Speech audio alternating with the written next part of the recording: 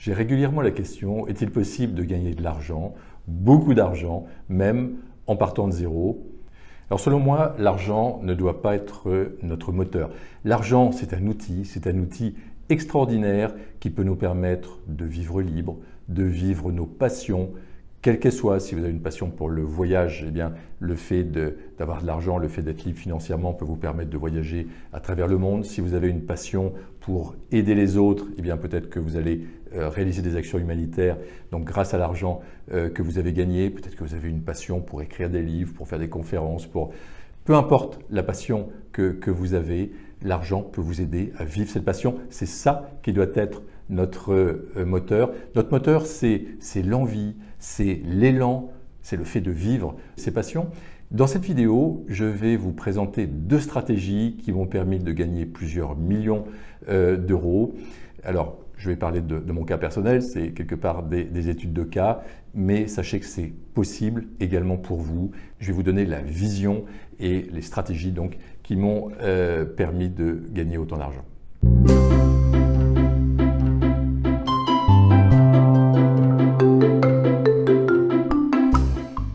Première stratégie, c'est de créer son entreprise et de la revendre.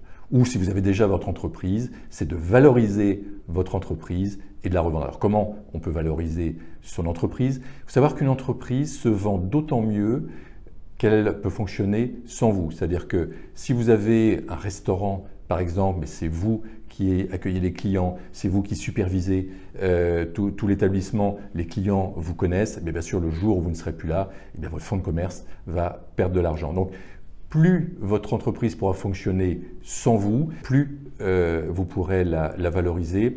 Une des idées, par exemple, ce n'est pas forcément de donner votre nom personnel à l'entreprise, parce que sinon elle est trop personnalisée, mais vous pouvez lui donner un autre nom commercial. Votre entreprise aura d'autant plus de valeur qu'elle sera en croissance régulière.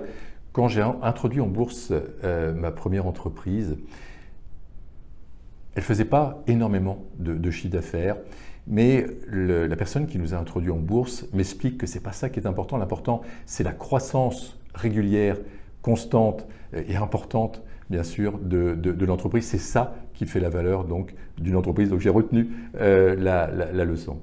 Votre entreprise aura d'autant plus de valeur qu'elle est sur un marché original, qu'elle a une singularité. Par exemple, si vous vous lancez dans la restauration, eh bien, allez plutôt chercher un marché de niche. Vous pouvez lancer un restaurant vegan, un restaurant végétarien, et puis si ce modèle fonctionne bien, vous pourrez peut-être en faire d'autres, voire monter une franchise. Toujours possible de développer quelque chose de singulier. Mais quand on développe une franchise, par exemple, il faut avoir une originalité, une singularité, sinon votre franchise ne fonctionnera pas. Quand j'ai créé ma première grande entreprise qui commercialisait de l'immobilier de placement, le marché était original puisqu'on a surfé en fait sur la vague de la défiscalisation. C'était le début de la défiscalisation. On vendait plus un produit financier en déchargeant nos clients de tous les problèmes liés à l'immobilier. On déchargeait du problème du locataire, on les déchargeait du problème du financement, etc.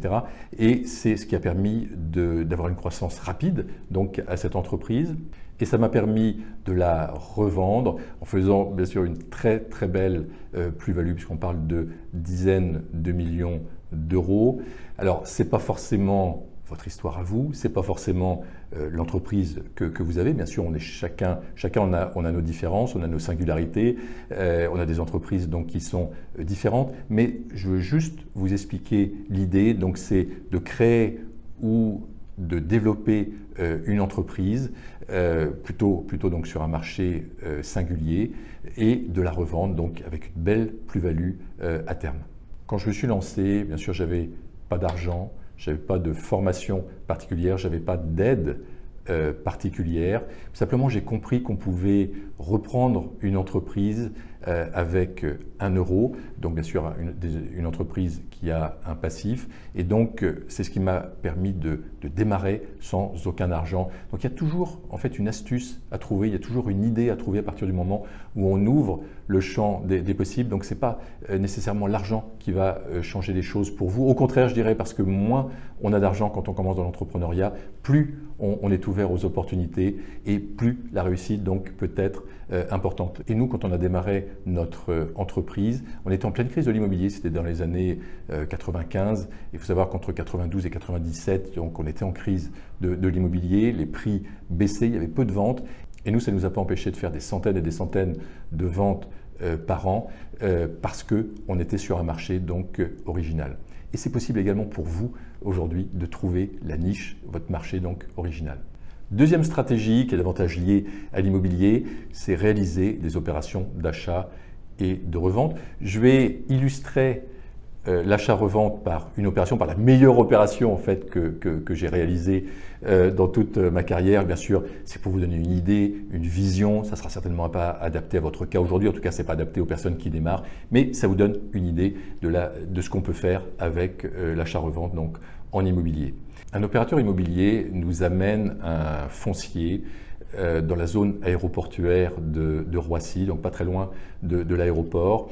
Un grand foncier sur lequel on peut construire 10 000 m² et sur lequel on peut construire en fait un hôtel de 200 chambres. Alors, ce n'est pas adapté à ce que je pouvais faire à l'époque, c'est trop important. Mais je ne rejette pas l'opportunité. Je me dis, mais qu'est-ce qu'on peut faire avec cette opportunité? Et voilà l'idée qui me vient. L'idée, c'est de valoriser en fait ce foncier et de le revendre. Donc, on a déposé un permis de construire pour bâtir un hôtel de 200 chambres.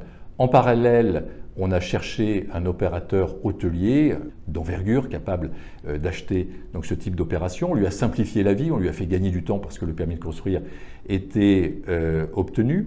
Mon idée était de bloquer le minimum de cash possible. Donc, quand on a réservé l'opération, plutôt que de mettre un dépôt de garantie, on a proposé donc au vendeur une caution bancaire, c'est-à-dire qu'on n'a pas sorti l'argent, on n'a pas bloqué l'argent.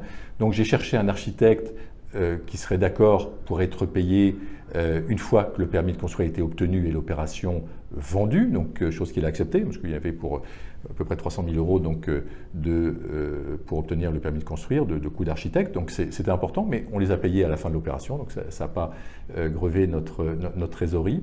Et donc, un an plus tard, donc on était dans un office notarial du centre de Paris, dans les quartiers UP de Paris, et dans la même matinée, j'ai acheté le terrain et je l'ai revendu. Et là où c'est intéressant, bien sûr, c'est l'aspect financier. On a acheté ce terrain 1,5 million d'euros et sans débourser d'argent, parce que ça s'est fait de manière concomitante, on a revendu 5,5 millions d'euros donc à l'opérateur hôtelier. Ça fait une plus-value donc de 4 millions d'euros sans sortir de trésorerie.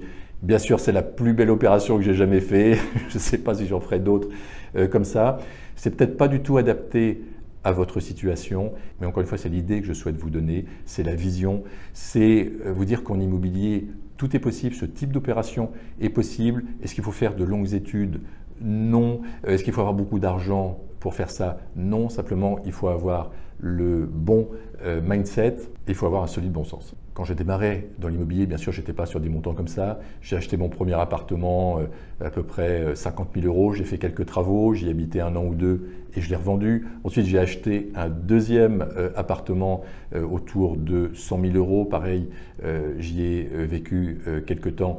J'ai fait des travaux et je les ai revendus. Donc, j'ai démarré comme ça. Je n'avais pas de trésorerie disponible. Donc, en fait, j'ai fait au maximum levier avec l'emprunt bancaire. À l'époque, j'ai réussi à obtenir un crédit à 100%. C'est un petit peu plus difficile aujourd'hui, mais ça peut encore se faire. L'idéal, c'est de pouvoir coupler les investissements immobiliers, les opérations immobilières et une activité entrepreneuriale donc à côté, puisque l'activité entrepreneuriale va générer du cash et puis on va pouvoir investir dans l'immobilier à côté en allant chercher bien sûr un cash flow positif. Alors certaines personnes me disent oui mais c'est la crise, oui mais les prix sont très élevés, c'est trop tard pour investir dans l'immobilier. Je peux vous assurer que non. Donc j'accompagne un certain nombre d'étudiants donc dans ma formation Imozen, j'accompagne également des personnes en mentorat et je peux vous assurer que j'ai de nombreux étudiants qui réalisent de belles opérations immobilières, soit d'achat-revente, soit d'investissement sur du long terme.